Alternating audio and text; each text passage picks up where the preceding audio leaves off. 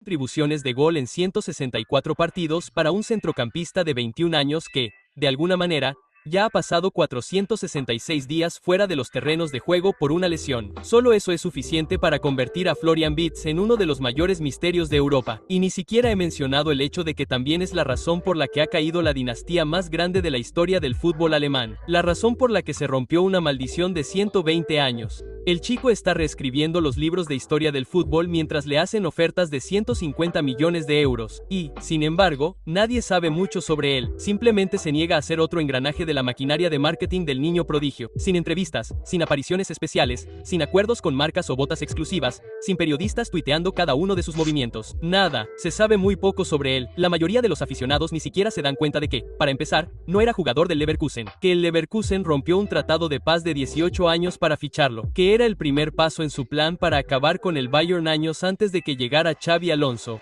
Mira, en 2001, Cole le dio a un niño de 12 años llamado Marco Walla un contrato de 8 años con una tarifa de fichaje de 120.000 euros, que en ese momento era una oferta millonaria. De todos modos, eso ya era polémico de por sí. Quiero decir, que sea fútbol no significa que no sea trabajo infantil, pero de alguna manera lo que realmente cabreó a la gente fue que habían robado a los niños directamente de la academia del Leverkusen al otro lado de la ciudad. Pero, afortunadamente, antes de que se metieran en una pelea para ver qué club podía atraer a más niños a sus campos de entrenamiento, los tres grandes clubes de la ciudad se reunieron e hicieron un pacto de caballeros para no robarse jugadores entre sí, lo que duró más de una década hasta que dos niños llegaron al cole.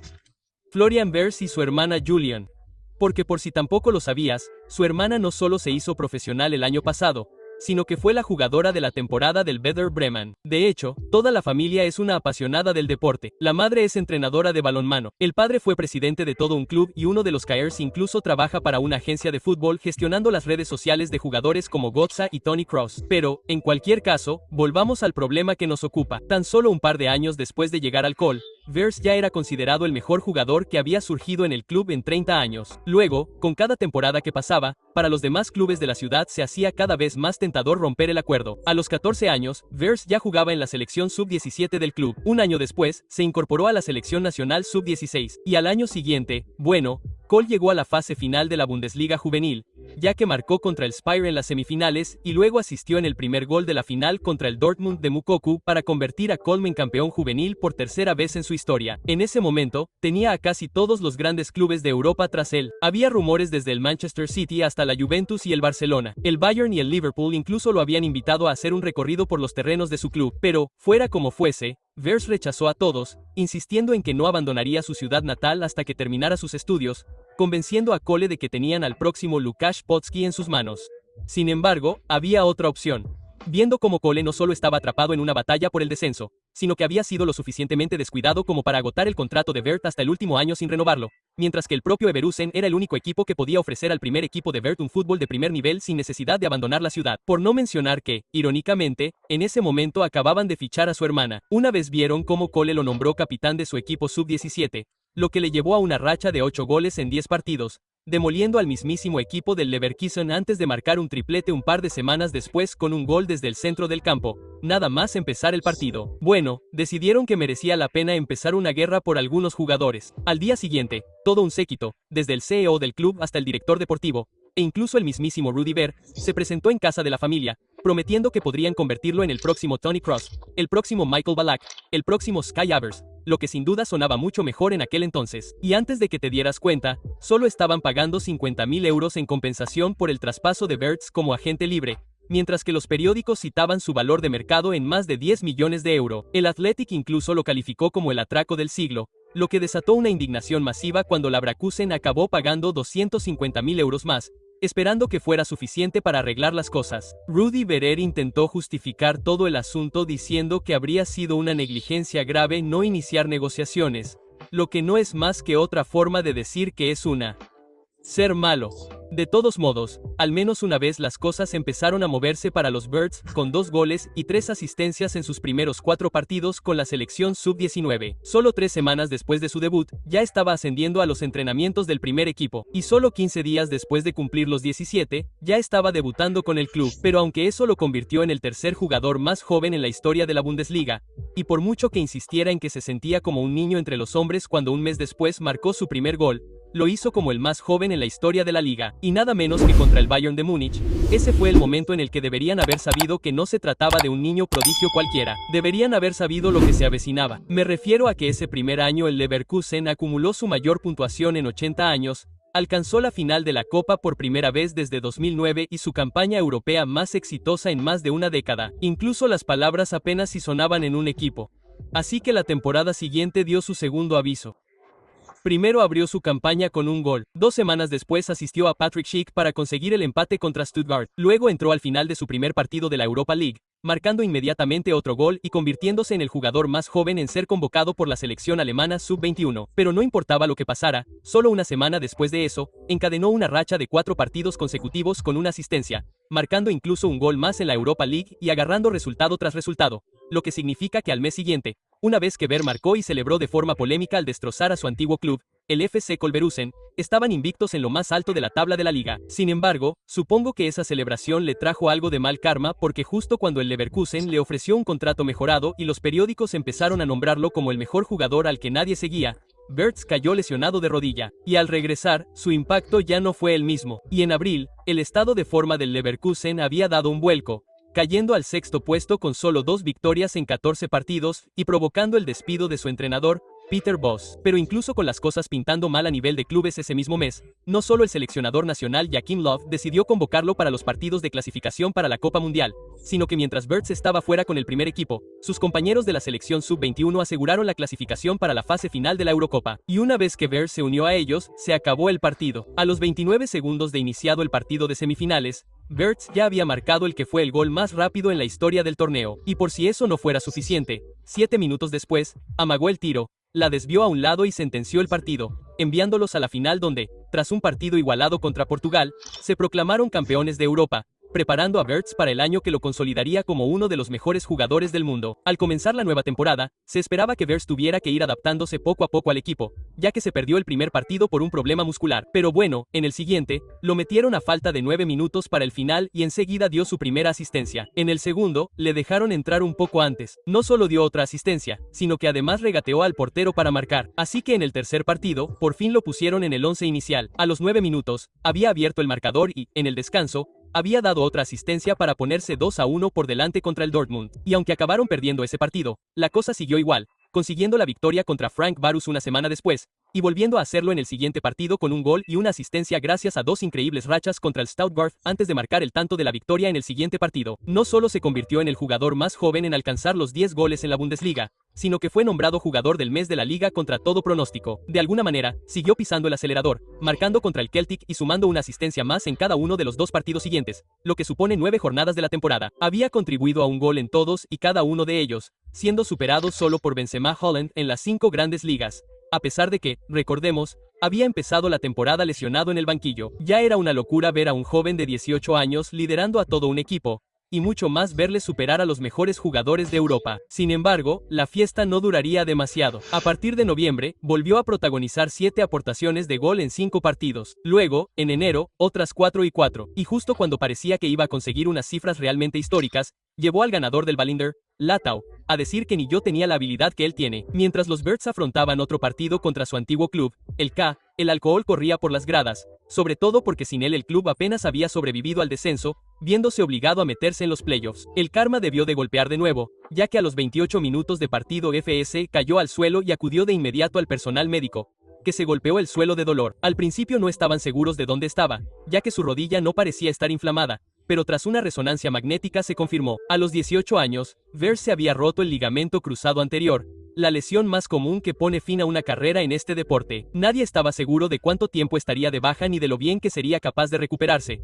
sobre todo porque, con 8 lesiones menores en 2 años y medio, era notoriamente propenso a las lesiones. Y a medida que pasaban los meses, llegaban más y más malas noticias. Al mes siguiente, NC Flake confesó con tristeza que, si hubiera estado en forma, lo habría convocado para el Mundial. Luego, al final de la temporada, Wirtz fue nombrado en el equipo del año de la Bundesliga, pasara lo que pasara. Y en octubre, tras solo 12 partidos de campaña, el entrenador Gerardo Sawanu fue despedido y el Leverkusen cayó al penúltimo puesto, con su peor inicio desde 1979. Esto, sumado al hecho de que sin él en diciembre, Alemania sería eliminada en la fase de grupos del Mundial por segunda vez consecutiva, hizo que, por un momento, Pareciera que todo iba a arder en su ausencia. Todo el mundo parece tener la idea de que, en el momento en que Xabi Alonso se hizo cargo del Leverkusen, las cosas cambiaron de inmediato. Pero eso no es cierto. En sus primeros 9 partidos al frente del equipo, solo ganaron 3. En palabras del propio Alonso, hubo un momento en la banda en el que me sentí impotente. Me pregunté, ¿qué estoy haciendo? ¿Cómo he llegado hasta aquí? Comillas. Estábamos luchando porque todo encajara y todo el mundo en el club no paraba de decirme lo mismo. Solo hay que esperar a que vuelva Florian. Y pensé, bueno, conozco a Florian, es un buen jugador, pero tengo que admitir que no sabía lo bueno que era hasta que lo vi con mis propios ojos. Tras 265 días de baja, Florian Wirtz regresó. Y tras dar una asistencia en su primera titularidad, encadenó una racha de 11 goles en 12 partidos. De repente, el Leverkusen llevaba 12 partidos invicto, y al final de la temporada, Wirtz ya había sido nombrado mejor jugador joven de la Europa League, lo que de alguna manera no parecía nada comparado con lo que hizo al año siguiente. Mira, creo que todos conocemos la historia. Antes del Ver, en toda Alemania, el Leverkusen era más conocido como Neverkusen. 120 años de historia y nunca habían ganado la liga. Habían sido derrotados en casi todas las finales de Copa que habían jugado. Estaban malditos, y con el Bayern ganando 10 títulos de la Bundesliga seguidos. A ojos de todos, la única forma de superarlos sería jugar la temporada perfecta, quedar totalmente invictos. Y eso fue lo que hicieron ese año.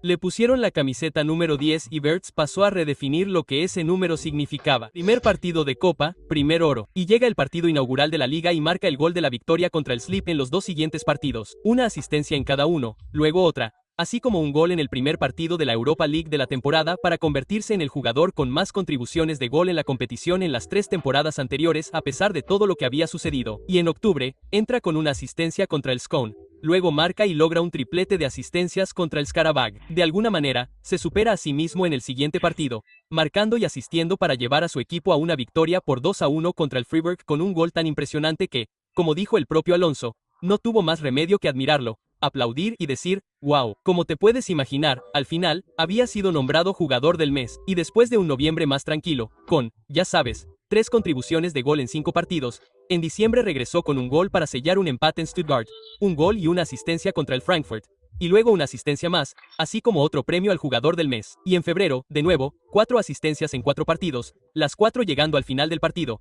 ya que el equipo necesitaba un gol de la victoria, y adivinen qué, por tercera vez en 5 meses, Florian Wirtz fue jugador del mes, y por si eso fuera suficiente, en marzo marcó 3 goles en los primeros 4 partidos, y salió con la selección nacional para enfrentarse a Francia y marcar el primer gol a los 8 segundos de iniciado el partido, el gol más rápido en la historia de la selección nacional, y de hecho, y por extraño que parezca, habría sido el gol más rápido en la historia de todo el fútbol internacional si no hubiera sido por Baumgartner, que había marcado 3 horas antes en Eslovaquia a los 6 segundos de iniciado su propio partido. En cualquier caso, nada de eso importaba porque el momento más destacado de su temporada aún le estaba esperando. En abril, Forts marcó 2 goles y dio 2 asistencias para meter al Leverkusen en la final de la Copa de Alemania. En el siguiente partido, marcó el único gol contra el Union Berlin para asegurarse de que solo necesitaba una victoria más para proclamarse campeón. El único problema antes de eso era que había un partido de la Europa League por jugar y Wirtz se lesionó. Sin embargo, incluso con Alonso manteniéndolo en el banquillo y afirmando que solo estaba al 70% de su forma física, lo metió en el descanso y bueno,